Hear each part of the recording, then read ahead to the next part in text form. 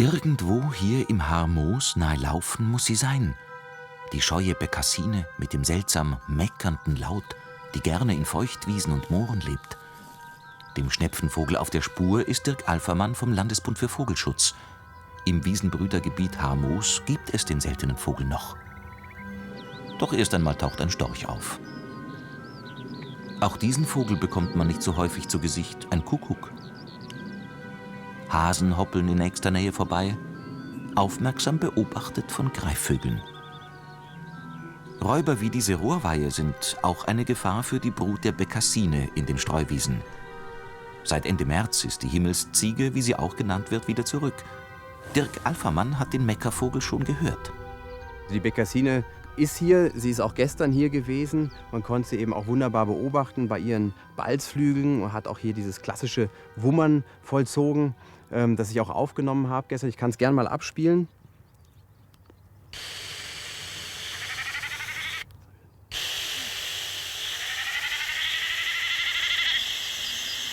Haben wir mit diesem Ton die Bekassine, den Meckervogel, angelockt? Fast scheint es so. Doch nein, dieser Vogel hier sieht der Bekassine sehr ähnlich, hat aber einen gebogenen Schnabel. Es ist der große Brachvogel. Auch ein Wiesenbrüter und auch beigebraunes Gefieder. Hier die ideale Tarnung. Plötzlich ein merkwürdiger Laut. Sie muss irgendwo da hinten fliegen. Ich sehe sie leider jetzt auch überhaupt nicht. Da fliegt eine, jetzt hört man dieses Wummern.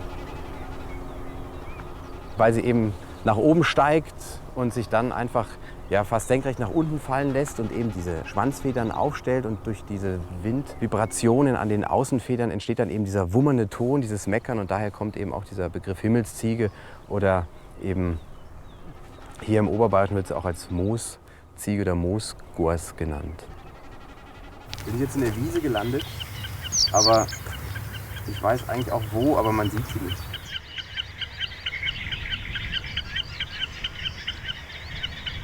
Der eine muss jetzt da vorne sitzen, die ist ja dort runtergegangen. Wäre schön, wenn die jetzt noch mal sich zeigen würde. Doch ein anderer Wiesenbrüter präsentiert sich, der Kiebitz. Ja, jetzt sind sie irgendwie verschwunden, aber man hört da hinten noch dieses Ticker, Ticker, Ticker, Ticker, diesen Balzruf. Also das hört man gut. Das ist sie nicht. Das ist ein Fasan. Und das ist sie erst recht nicht. Das ist ein Silberreiher. Und da landen zwei hübsche Rostgänse.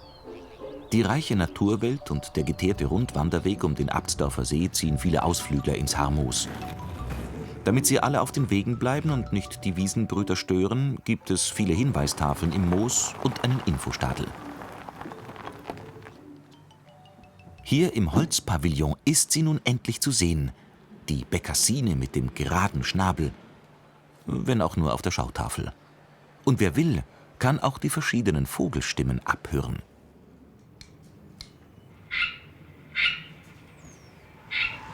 Oder man geht zur Beobachtungsplattform. Da mitten auf der Wiesn sitzt. Wie jetzt? Hat diese Radlergruppe die Bekassine entdeckt? Oh ja, genau. Ein Riesenschnobbi. Nein, schade. Es ist wieder der große Brachvogel, der hier nach Nahrung sucht. Die Bekassine bevorzugt eher schlammige Stellen oder Flachwasserbereiche. Doch solche feuchten Flächen verschwinden zusehends und damit ihr Lebensraum. Ja, es ist halt einfach auch ein ganz wichtiges Gebiet hier für die Wiesenbrüter.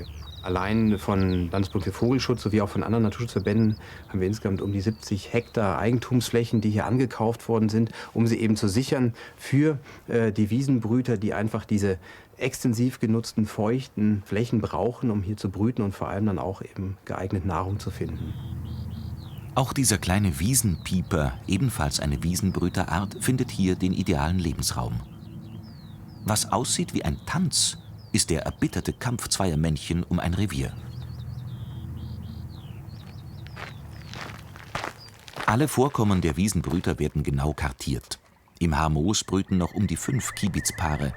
Auffällig sein Federschopf und die breiten, paddelförmigen Flügel. Das Gebiet scheint alles zu bieten, was Wiesenbrüter so brauchen. Trotzdem hat sich die Zahl der Moorvögel hier, nach den Beobachtungen von Dirk Alfermann, in den letzten 5 Jahren um die Hälfte reduziert. Wir haben sie noch hier, die Bekassine im Gebiet, 2 bis 3 Brutpaare. Und wir sind natürlich bemüht, sie durch geeignete Schutzmaßnahmen zu fördern und vielleicht auch die Brutpaaranzahl zu erhöhen. Aber man darf natürlich auch nicht vergessen, dass sie in den Nachbarländern leider auch noch sehr stark bejagt wird. Gerade in Frankreich gilt sie als Delikatesse, das sogenannte Schnepfenklein. Und pro Jahr, so sind die Zahlen wohl, werden EU-weit 500.000 Tiere bejagt geschossen. Immer wieder wird auf die europäischen Nachbarn eingewirkt, bislang ohne Erfolg. Die Pflegemaßnahmen in Bayern gehen aber auf jeden Fall weiter, durchgeführt von Landwirten wie Hans Hofmeister. Vor seinem Traktor hat der Meckervogel keine Scheu. Und haben Sie schon eine Bekassine heute gesehen? Ja, um 6 in der Früh, weil die 6, die stehen früh auf fürs Fernsehen. Also die Bekassine ist tatsächlich... Mir gefällt es, weil es so schön meckert. Nicht so schön wie meine Frau, wenn es schlecht aufgelegt ist, aber das ist ein schöner Vogel. Fliegt so schön zickzack. Und es heißt der Himmelsziege. Also das ist ein selten schöner Vogel. Aber bei schlechtem Wetter hat man halt mehr Erfolg. Pech gehabt. Der Himmel ist wolkenlos, die Sonne scheint. Man kann nichts tun, außer zu warten, so Dirk Alfermann. Ausharren, schauen und angespannt lauschen. Das dauert. Ich höre was. Ja, da sitzt sie. Da vorne sitzt sie, man sieht es deutlich. Mit dem langen Schnabel, gerader langer Schnabel. Da ist sie.